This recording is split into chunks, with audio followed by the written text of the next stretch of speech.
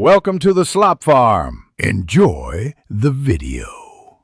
You need a verified Apple developer account and a current backup before you touch betas.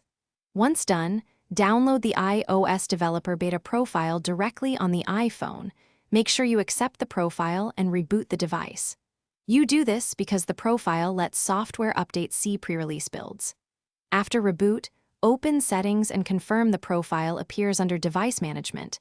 If it's missing, re-download the profile from your Apple. With the profile active, go to Settings General Software Update and wait for the beta to appear. You may need to refresh. Make sure your iPhone is charged above 50% or connected to power and on Wi-Fi because beta downloads are large and need stability. Tap Download and Install, enter your passcode and follow prompts. The device will download, prepare, and restart several times.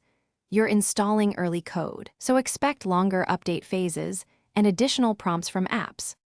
Once the beta finishes, walk through initial setup and check app compatibility. Some apps may need updates.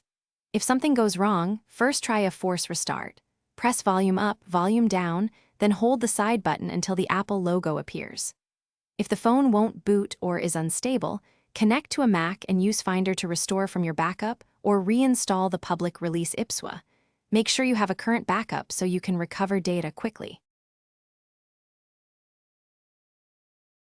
Thanks for watching. Consider subscribing if we helped you today.